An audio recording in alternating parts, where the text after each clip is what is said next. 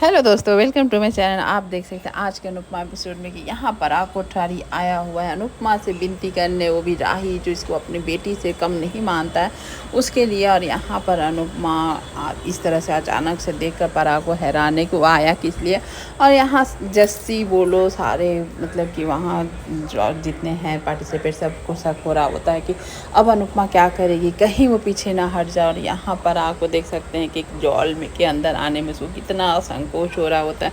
यहाँ पर वसुंधरा का आँख खुल जाता है और वो बोलती है कि जो हो रहा सही नहीं हो रहा है ख्याति, तुम एक अनुपमा से बदला लेने के लिए ख्याति तुम राही का यूज कर रही हो, तुम मत करो। आ जाती है माही वहाँ आग का घी का काम करने और वो बोलती है सही बोल रही हैं आप, राही को हटाकर मुझे डांस में रख लीजिए। और ये सुनकर वसुंधरा बोलती है तुम और करती क्या हो, बस आग में घी का काम करती हो और कुछ करती नहीं हो ज़िंदगी में आज तक, यहाँ पर कुछ तो सुधर जाओ, इस तरह से बोलती है। लेकिन यहाँ ख्याति बोलती है कि अब तो जो हो गया हो गया, राही और अनुपमा में जंग छिड़ गई है और राही को जिताने के लिए मैं कुछ भी करूँगी, अनुपमा को हराने के लिए मैं कुछ भी कर सकती हूँ। यहाँ वसुंधरा को समझ में आ रहा कि उसके घर की शांति भंग होने वाली है।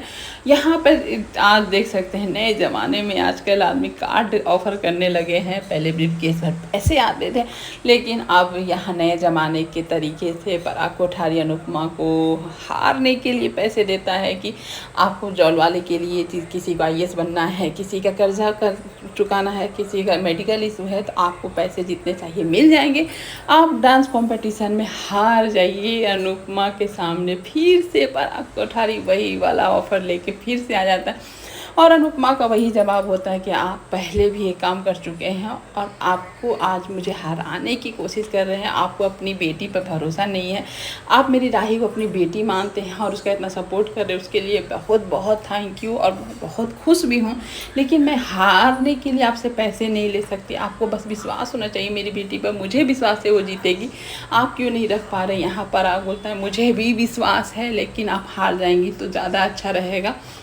अनुपमा बोलती है आप अपने परिवार के लिए मुझे हार ना देखना चाहते हैं, सबकी खुशी के लिए। यहाँ पर बेचारी वसुंधरा की तो हालत ख़राब है। श्रीनाथ जी से बोलती है हे श्रीनाथ जी अब आपके हवाले ही है, ये घर संभाल लीजिए, यहाँ तो जंग छिड़ गई है। मेरी राही ठीक थी, अपने मैके वालों को भूलकर ससुराल वालों के लिए कितना दिन रात मेहनत करती थी और मैं कुछ ना कर पाई। और यहाँ पर देखिए अनुपमा के आने की खुशी तो आधा घर वालों की है लेकिन आधे घर वालों को नहीं है। बात चाहती ही नहीं कि अनुपमा यही, अंश चाहता है जल्दी से अनुपमा आए और उन्हें मैं गले लगा लूँ, माफ़ी मांग लूँ। यहाँ पर बाबा जी का भी देख सकते हैं, हसमुख का भी बहुत खुश हैं। यहाँ पर लीला खुश नहीं है बा, और यहाँ पर पाखी कैसे खुश हो सकती है, उसका भी लग रहा होता कि मम्मी को यहाँ आना ज़रूरी है या कंपटीशन को अहमदाबाद में ही होना था, इस तरह से वो सोचती है। और नहीं आए मम्मी वही अच्छा रहेगा। यहाँ पर हसमुख बोलते हैं कि चलो जो चाहता है मम्मी आए तो हाथ ऊपर उठाओ, हाथ खोलो, जो नहीं चाहता हाथ ऊपर करके मुट्ठी बांध लो। इस तरह से देखने को मिलता है कि आधा परिवार नहीं चाहता, आधा परिवार चाहता है। लेकिन सबसे बड़ा ट्विस्ट, तोसू को एक सपना खाई जगह में कैसे आ सकता है। वो आता है, देखता है कि इर्द गिर्द पैसों की बारिश हो रही है और वो ठाट बाट से एकदम ज़िंदगी जी रहा होता है। जहाँ देखो पैसे ही दिख रहे होते हैं, उसकी रुतबा बढ़ जाती है और उसकी बदौलत उसकी मम्मी होती है, डांस रानी होती है। ये सपना देखकर अब वो कैसे अनुपमा को नहीं चाहेगा कि वो घर आए। बस वो पलटू मार लेता है, बोलता अरे वो तो यहाँ घर की राजमाता है, अनुपमा है, वो तो क्यों ना आएगी ये घर, मैं तो चाहूँगा। ये सुनकर पाखी की तो से हवा से उड़ जाते, साथ में बाके भी उड़ जाते हैं और उम्मीद भी इतना ही हो सकती है कि, लेकिन यहाँ लीला एकदम से नहीं चाहती है कि अनुपमा इस घर में आए। वो एकदम से अनुपमा से नफरत करती है।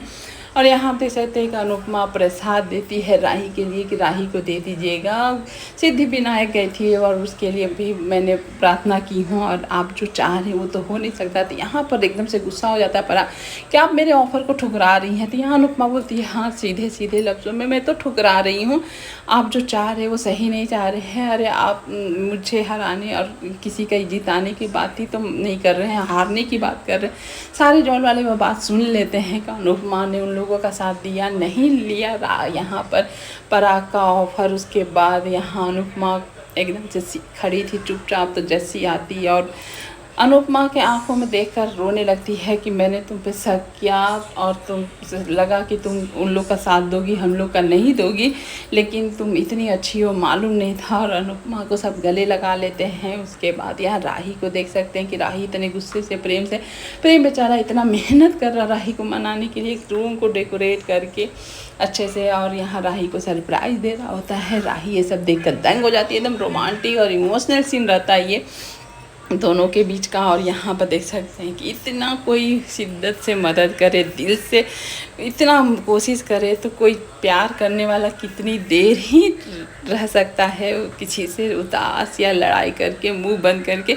तो यहाँ दोनों का तो आप देख सकते हैं इस तरह से रोमांटिक पल चल रहा होता है। यानी यहाँ बेचारा प्रेम एकदम से घुटनों के बल आके माफ़ी भी मांगता है कि तुम जो बोलोगी, जो चाहोगी मैं वही करूँगा, लेकिन मैं तुम्हारे बिना जी नहीं सकता, बस मर ही सकता हूँ। ये सुनकर एकदम से राही भी इमोशनल हो जाती है।